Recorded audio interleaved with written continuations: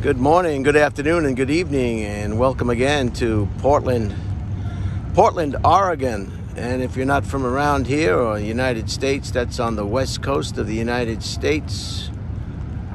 And this is something you don't see quite that often. This is what you call a water fountain, a public water fountain. And I'm going to taste a little bit of this water just to see if it must be good if they've got a public water fountain.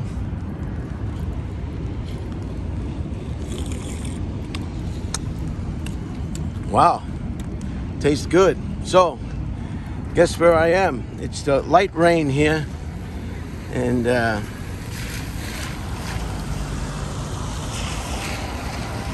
am at Union Station in Portland, Oregon. A very unique building, a very charismatic building, to say the least. It's 45 degrees on the 18th of January, and I'll be taking the 222, I believe, to Los Angeles. It will take about a day and a half or so, but I am in no rush.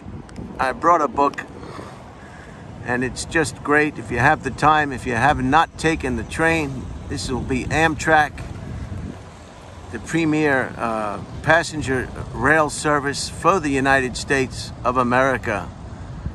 And they say they share the same lines as freight. There isn't a special track just for Amtrak or passenger rail and freight. They share the same tracks, just for a tidbit for you. So here it is. I've got the selfie stick and the umbrella and some of the surrounding areas. We're gonna go inside and check out the station. I've already notified some Amtrak employees that I will not be filming them, and they were happy to hear that. I do want to film the Amtrak counter and perhaps the departure board, but I let them know that I would not be filming them. So let's get inside as quickly as we can and get out of the rain and use two hands. Some of the items of interest today, they should make a selfie stick where you could put the umbrella on top of the stick, and then you'd have one whole unit that you would be able to hold. I guess this is okay right here. A little garden area in the front here. This should be called the City of Bridges. There are many, many bridges to this Portland. It's right on the river's edge that drains into the Columbia and into the Pacific. So some of the items of interest today. In 1782, Daniel Webster was born. 1782, look this fella up. He's the famous Webster's Dictionary. He was a politician and a speaker. There's a famous word that they use for speaker, an orator. And you can bet the farm that I'm mispronouncing that. And let me just get over here out of the rain. This looks like this is a restaurant over here. And I'm killing time here, I'm sorry. I'm gonna get under here and get rid of this umbrella.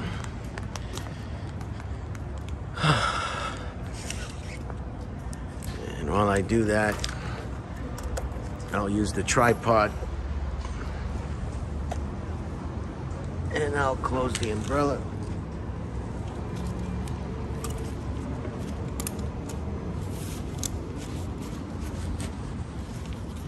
Put this away. So Daniel Webster, 1782. Now, it would have been fascinating to actually be around when this guy was talking, giving his public talks, his presentations on the Capitol building in front of other politicians. It must have just been fascinating, because this is the guy. This is exit only.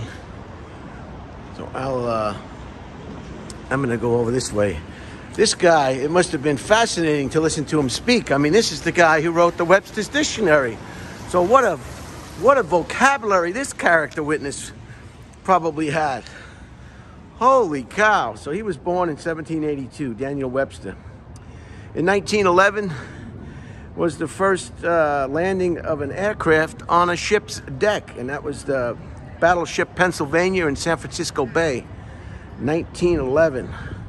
So they didn't waste any time incorporating aircraft that was newly invented, perhaps at around that time. Couldn't have been around there much earlier. And modern warfare. And that was the battleship Pennsylvania in San Francisco Bay. And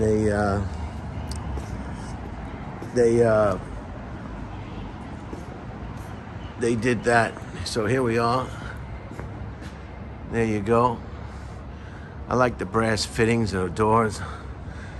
It brings, let's go over to the plaque so you can see exactly what I'm seeing. What does it say?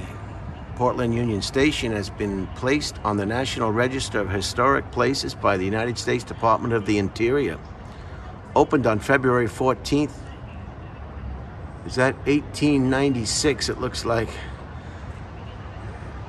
1896. Union Station is one of the oldest continuous operated railroad passenger stations in the United States. The building was designed by the Boston Carrera, looks like, city architectural firm of Van Brute and Howe, and is owned by the Portland Department Commission, National Railway Historical Society, Historical Plaque Commission, 1996. So there you go. There you have it. One of the oldest continuous operating railway stations in the country. One of the oldest, not the oldest. Here's your operations, 6:30 a.m. to 10 p.m. Hours of operation. Let's go inside. So that's 1911, the first aircraft that was landed on a aircraft carrier, I guess. And here we are. Look at this. I love this kind of stuff. A lot of old post office in the United States, they look like this too. Just beautiful. The old benches, you know, it just brings you back to a simpler, calmer, more intellectually sound time. Look at the old phone booths over here. Look at the old radiators. Look at the old radiators. Some of you might remember these radiators still today in your private residence or in your apartment block, wherever you might live. Look at the nice stone. Look at this, telephones. This is what they used to have, telephones. Oh, there's one. These are telephone booths. And wasn't it nice that they kept them here? Unbelievable. Here it looks like just this is where they pick up the baggage. Just beautiful. Look at that old picture over there. Oh, there's an old picture of it over there. And there it is. And there was an employee over there, and he just left. Yeah, people do not want to be videotaped. It's uncanny. It's something I guess I'll never understand or figure out. Here's the vending area, the waiting room. Now we're gonna go over here to Amtrak, and I told them I'm not gonna film them, so that should be okay. Some more pictures. Elevator. I wonder where the elevator goes.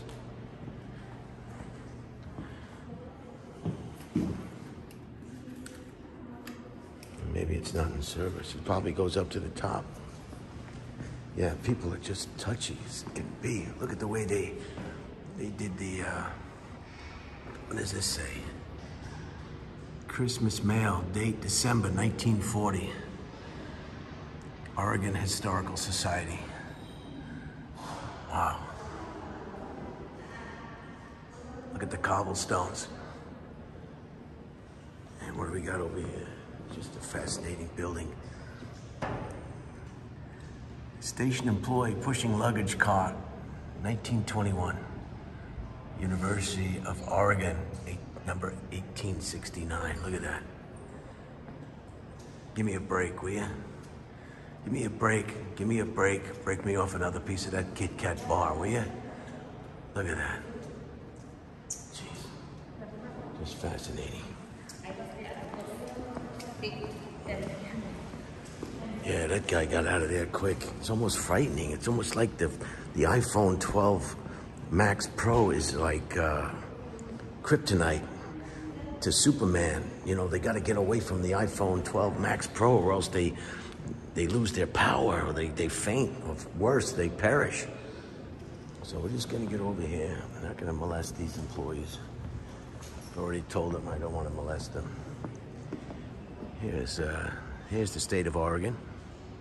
I'm in Portland there. You see in the top some of the other destinations. California right below. This is the West Coast for you overseas viewers. And here's the message board. I don't know if I can get that on there. There it is. I'll be going at 2:22 Emeryville on time. I think that's mine. Okay. So I'm just gonna scan around here and get the board. This is the message board over here. I'll just keep this on here. I'll just keep this on here so you can read it. That's the train number. That's the train name. And then some of the places that it's going. Well, I think you can freeze your frame and then you'll be able to see it on the other side.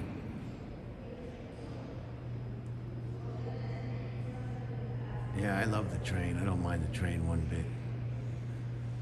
But just a beautiful. There's the clock. Just after 1 o'clock. The fan's going. Look at the nice ceiling.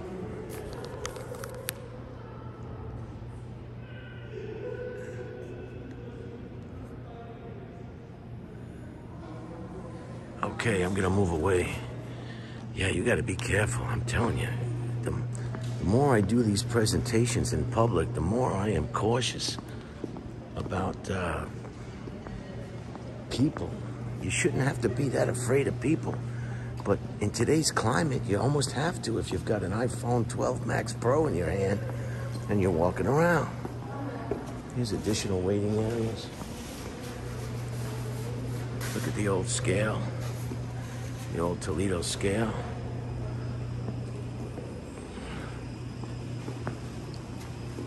At Mount Hood. At sunset. I like when they preserve old buildings like this. And they're real. They're not a Disneyland prefabricated nonsense. Styrofoam like Vegas or Disneyland or any fake. There's history here. What is this? Mount Shasta. Look at that.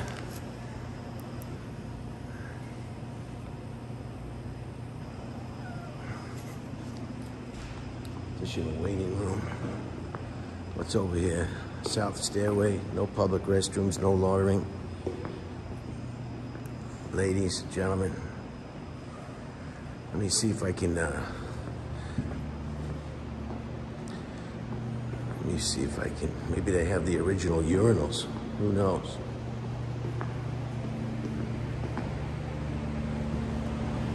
Anybody in here? There's somebody in there, so I'm not gonna go in there. I don't need a problem. And look Look at these old benches. Oh, here's some more pictures over here. And then we'll clean it. We'll fix it and finish it up. Pinnacle Rock. No doubt on the coast. Spin around, avoiding anybody. Camp Sebastian. Wow, that must be where Sebastian Maniscalco lives. Wow. And this one is covered by this modern sign. What does this one say? Gunflint Trail. Gunflint Trail. I think that guy left the restroom. Gunflint Trail. And Jeffrey Pine. Look at that pine tree for you bonsai enthusiasts. Jeffrey Pine. Wow. Now let's go over here and see maybe the latrine area is vacant now. I can go in there. I'm just curious to see if they have the same fixtures that they did 1869. Wow. Look at the old men's sign. Anybody in here? All right. Yep, there they are. Holy cow. So you women, if you have any women, guys, show your girlfriends or your wives. This is something they'll never ever see. These are called urinals, old-fashioned urinals. And with these urinals, you don't get any puddles and splashing all over the floor because it goes right to the floor. It makes sense. Why they did away with these type urinals, I'll never know. These sinks look like they have new sinks, of course, and the commodes have been changed to protect the innocent. But these are the original urinals. Let me get out of here before I get arrested. I'm glad I was able to look at the old tile. You might recognize this tile from your school days in elementary school or grammar school or parochial school. 1, 2, 3, 4, 5 urinals. It should be American standard. These aren't the original one though. Yeah, these are American standard, but these aren't the original ones. But they are old because they just don't make these anymore. But, and for whatever reason, I don't know, I guess it's too much porcelain. So they want to save money. So I'm glad you got to see that. And if you're at home, you probably want to go to the bathroom now after seeing that. All right, let's move along and cut this video. We're up at 18 minutes. You're probably going, how long is this going to take? Oh, that's my umbrella. I didn't even finish the items of interest. Nice gift shop. I'll go in there later. There's some postcards, nice souvenirs. Maybe get some snacks for the train. So it's a very small station. Let's go out and see what's out here. I'll finish the items of interest. And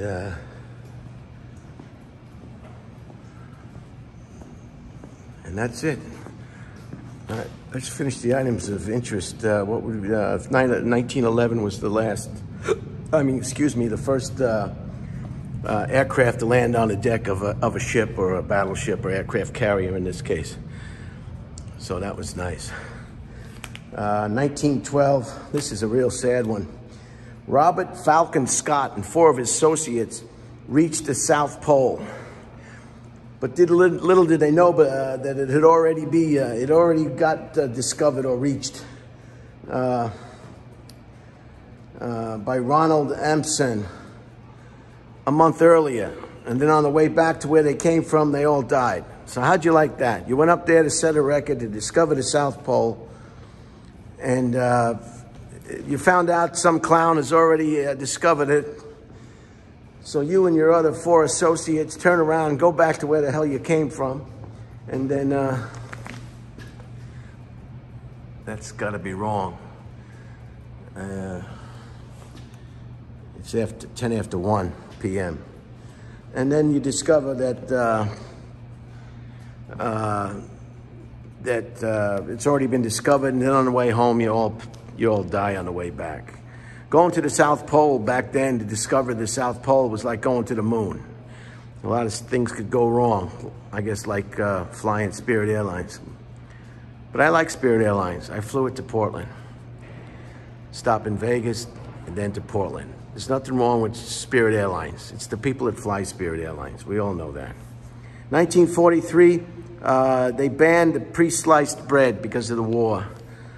World War II, they wanted to save, I guess they took that equipment and they made that equipment for utilizing military supplies or what have you. And they said, we're not selling any pre-sliced loaves of bread anymore. And that was in 1943. And happy birthday to Kevin Costner, 1955. 68 years young. So that's it. I'm going to close this out. Look at the old signage. Passengers only beyond this point. So they don't want people going out there unless they're getting on the train. Sort of like the airport. And they got your carry-on thing here. Yeah, people I know have schedules and they have limited vacation or time off time, so they don't, you don't get a chance to take Amtrak or the train. But, and to take the train, you have to have a mindset that you're not going to be in a rush. And whatever happens, happens. And you're just going to go with the flow. Which, if you haven't already discovered in your own life, that is a real beautiful way to live, to just go with the flow. A lot of people are fighting everything. They are fighting everything. They're fighting just everything that comes across their plate. They are angry, upset, and fighting. And it's just, look at the old speaker. That looks like the original speaker. Look at that speaker. You guys, you IT guys, you sound guys should know this. Holy cow, look at that. That is unbelievable. And just a quick note, go on the computer and look up 60 Minutes and look for Rick Rubin. He's the famous music producer. He does rap, he does soul, he does I think he even produced a comedy album for Andrew Dice Clay at one time. He does jazz, he does all the greats, the Stones, you name it. He's worked on Run DMC and the Beastie Boys, and I mean Tom Petty and the Heartbreakers. He's done it all, over 100 and some odd musical groups that he's lent his expertise to. So I highly recommend. This guy knows how to live. He knows what time it is. I mean, he just knows what time it is. And maybe if you watch it, he can rub off on you, make your life a little bit more easy, a little bit more complimentary to yourself. So I'm going to close it out with one more view of here. I don't know if I can get out here of the beautiful station. Just gonna make sure I don't film anybody. Look at this. Look at these old signs. And I'm gonna close it out here. Beautiful. Look at that. Nice, huh? All right, I'm gonna close it out before I get in trouble. 1782, Daniel Webster was born. The famous Webster's Dictionary. Look him up. He's got a very interesting story. 1911, first aircraft landed on a ship, Pennsylvania. Battleship Pennsylvania in San Francisco Bay.